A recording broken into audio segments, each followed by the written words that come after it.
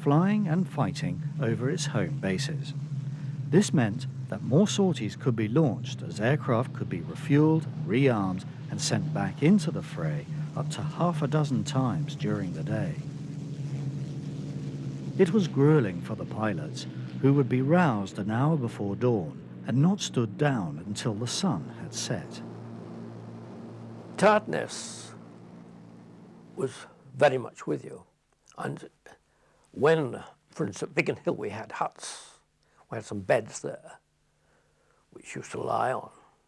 And when you first came on readiness, well, I can't remember what dawn readiness was at the time, so it was 5:30. And you sometimes lay on the bed until you were scrambled. But it's tiredness, oblique tension. Waiting for that telephone to ring was the most exhausting part of being a fighter pilot during the Battle of Britain. The Luftwaffe's main targets were the radar stations and airfields in Kent and Sussex. Without these, Fighter Command would be blind and unable to launch aircraft quickly enough as well as repair them. But during July and August, Fighter Command was in danger of losing this battle of attrition. But in a stroke of fortuitous timing, Goering, presuming he had done enough, began diverting his bombers to attack London.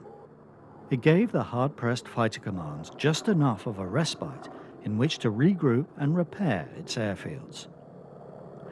On September the 15th, the battle reached its climax.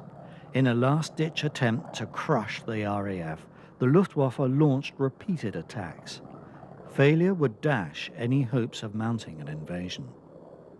The eyes of the populace looked upwards to gaze in apprehension as aircraft wove intricate patterns in white vapor trails against the deep blue sky. Occasionally, one would fall to earth in flames. 10 seconds has been an awful long time to have your finger, it may have been only 15 seconds. When you think of it, holding it there, I mean, 3 seconds is a heck of a long time. And there were a lot of bullets were coming out at a time. But then the enemy was a long way ahead, mostly, and if he was close, he could be out of the movement of the aircraft, be so quick you wouldn't be able to follow it, unless you didn't know you were there. So, generally speaking, we were advised to go short bursts and reassess between each burst, and I'm quite sure that was the best thing to do. Unless you were close and he wasn't noticing, and then you could afford to go on and you could see them going up, and that didn't happen very often. The chap would know pretty quickly that he was in real trouble. But German losses were mounting more quickly, and by the end of September, the German High Command lost its nerve. The worst was over. But it had cost Fighter Command dearly in terms of lives and aircraft. Some 565 Hurricanes were lost, along with 352 Spitfires. At the height of the battle, the Spitfire Mark I's began to be replaced by a Mark II. The main difference between this and the Mark I was a new Merlin 12 engine with over 1,000 horsepower on tap. Today, this Mark II flies as part of the Battle of Britain Memorial Flight and is the oldest flying Spitfire in the world. Like most of her sisters, this Mark II was built at the Castle Bromwich factory and joined the battle during August 1940. As with all the aircraft in the Battle of Britain Memorial Flight, her colour schemes are changed periodically in honour of particular squadrons.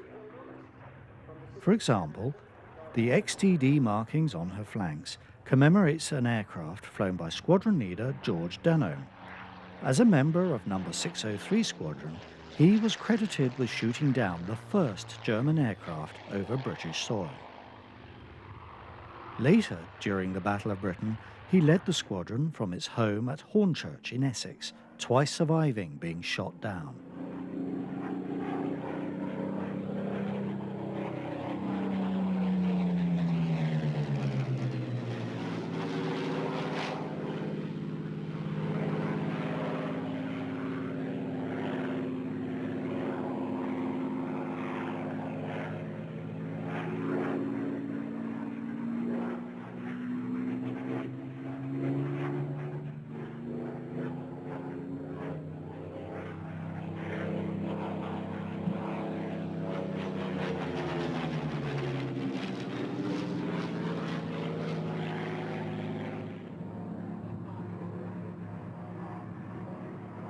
In another scheme, the BBMF Mark II flew in the markings of number 277 Squadron, which was a search and rescue unit based at Hawkinge in Kent. BAY Old Lady was donated to the RAF by the Bank of England. The search and rescue role began in 1943. The Spitfires were equipped to drop a dinghy, food and medicine packs to ditched aircrew. As the Spitfire was able to defend itself, it could wait until a walrus amphibian arrived to pick the crew up and then escort them home.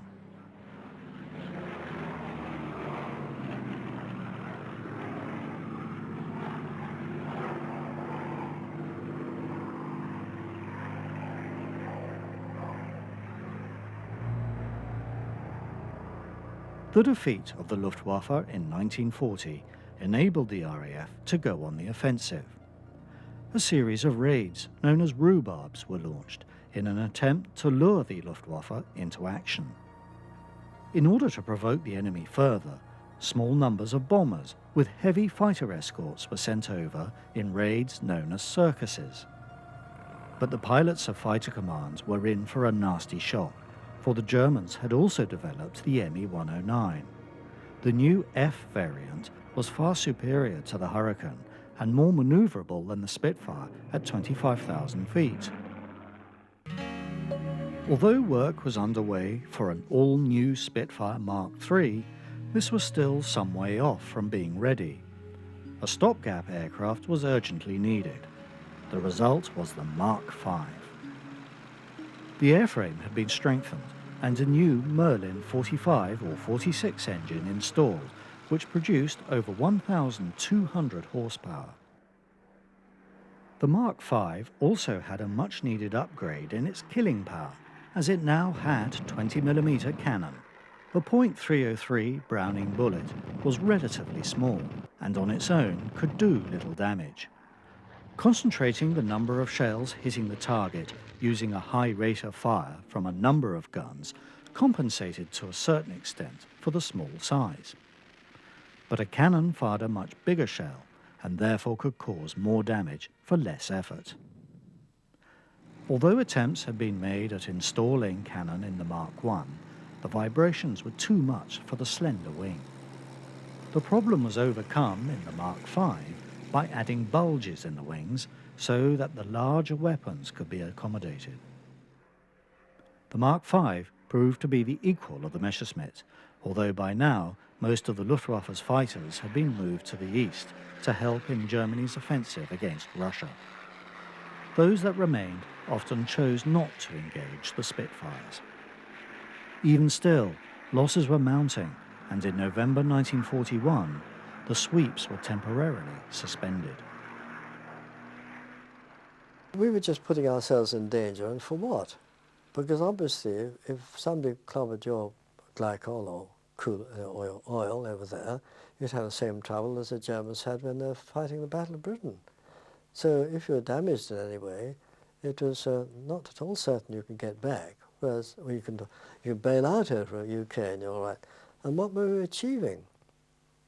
I mean, it's peanuts as far as we could see. And we were just wasting lives, because we lost lives, all right. It did, I think it did, later on, I must say, I still had the feeling, when I was doing it anyway, that I'd got to get in there. But from reading what people have written afterwards, it soon became like a boxing match, if you like. If somebody was at you and you could nip out of the way, you would, and then you'd come back again. You'd never bother to go for anybody who were higher than you were, and you'd have plenty of time to try and get yourself in. It was a sort of, I don't want to use the word game, because of course it was life and death, but it was a game in the sense that it was concentrated, is it worth doing or isn't it worth doing? Whereas in the Battle of Britain, and I must say as far as I was concerned, because I wasn't there long enough for that sort of thing, it was anything to be shot at, get at it, come what may. The danger to yourself was secondary.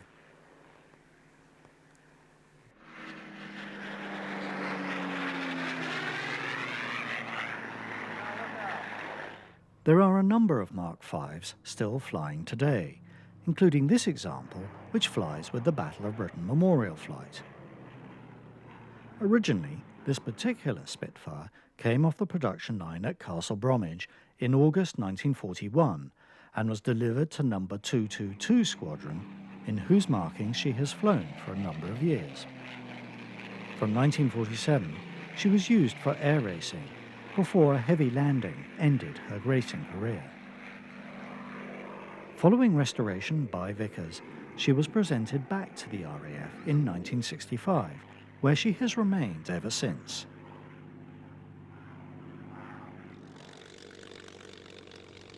But for the 2003 display season, this Mark V was given a Desert Air Force scheme. During the first years of the war, priority had been to keep all Spitfires back for home defence, even though British forces were fighting a tough campaign across the deserts of North Africa. By 1942, the pressure had eased and production was at a sufficient level for Spitfires to be sent to other theatres.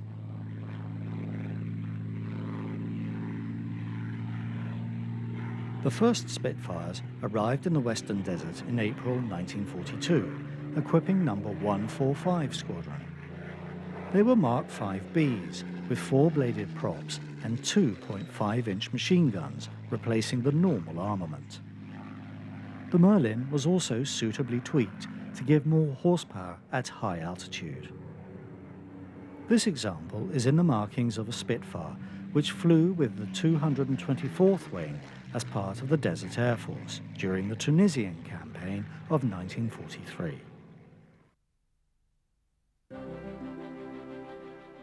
Although the Spitfire is remembered for its combat role in the skies over Europe, it also played an important part in protecting the fleet at sea. Even before the war, Supermarine had approached the Admiralty with a navalised version of the fighter. But in 1940, Winston Churchill ordered that all production be channeled towards home defence.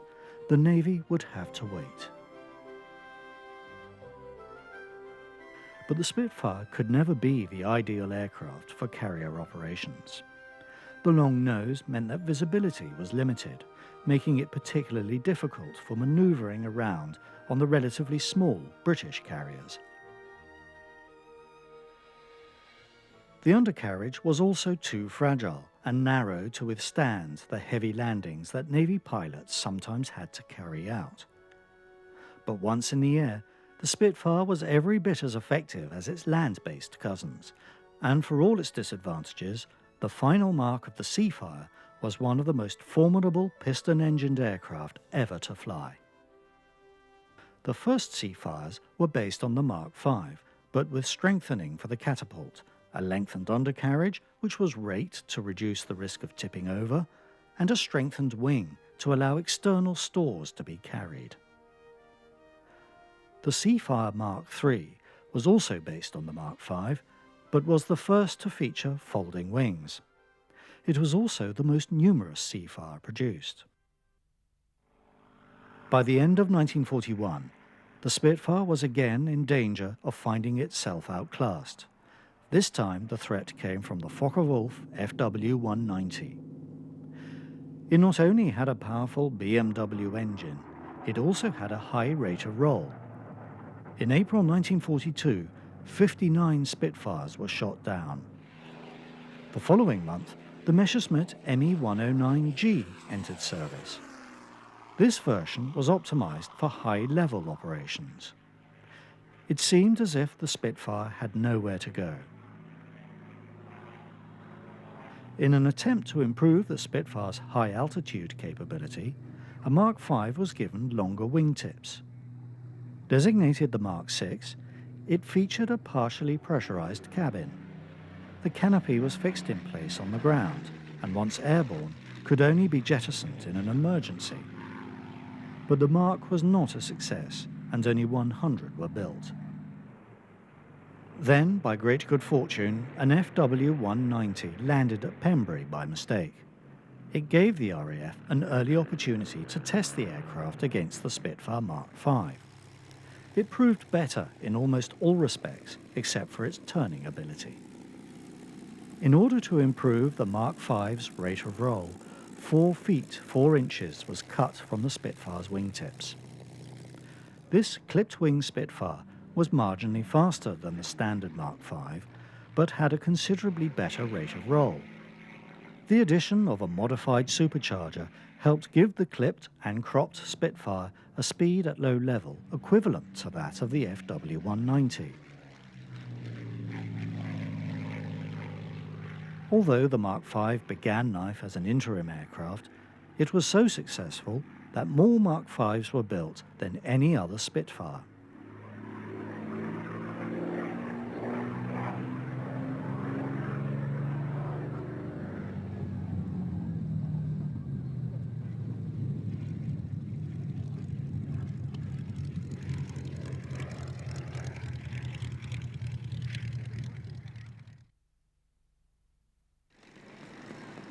The next major Spitfire mark was intended to be the Mark VIII.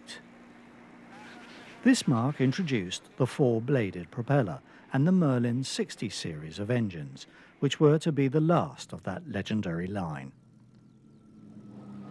The Merlin 61 fitted to the Mark VIII produced over 1,500 horsepower and was fitted with a modified carburetor that allowed negative G maneuvering. Mark VIIIs were sent out to the Far East, so that by March 1944 there were 7 squadrons equipped with Spitfire Mark VIIIs.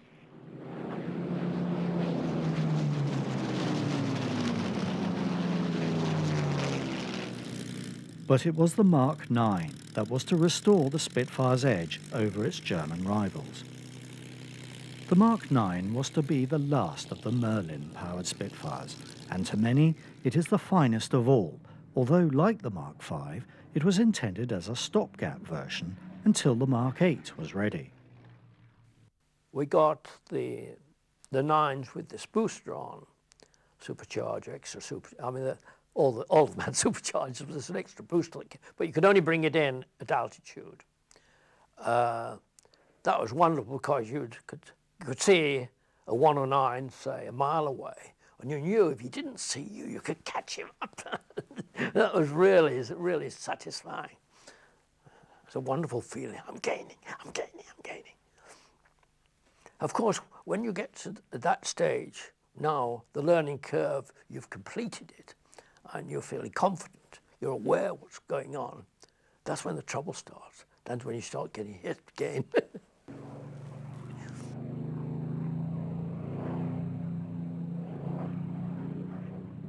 The first squadron to receive the Mark IX was number 64 at Hornchurch in July 1942. The Mark IX compared favourably when tested against the captured FW-190, which was just as well, for the Luftwaffe, responding to Fighter Command's offensive, had begun mounting low-level hit-and-run raids of their own with small numbers of FW-190s. During the early part of 1943, the tide began to turn as more of the squadrons equipped with Mark Vs received the new Mark IX. Fighter sweeps were mounted across the Channel using Bostons escorted by Spitfires.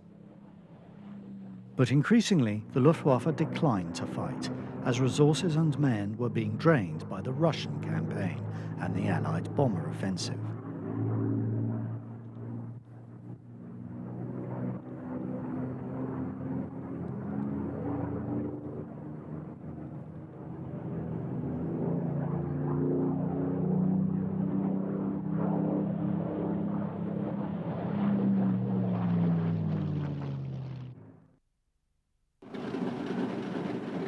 During the summer of 1943, the US Army Air Force arrived in Britain and began mounting its daylight bombing offensive. During those early operations, Spitfire squadrons provided fighter escort, but it was found that they simply did not have the range. The problem was not resolved until the arrival in service of the North American P-51 Mustang. The Mustang's performance was dramatically improved with the introduction of the Merlin 61 engine built under license by Packard. Packard-built Merlins were also installed in the Mark IX. These Spitfires were redesignated as Mark 16s. Later Mark 16s were given a cut-down rear fuselage and a teardrop canopy to give the pilot better visibility.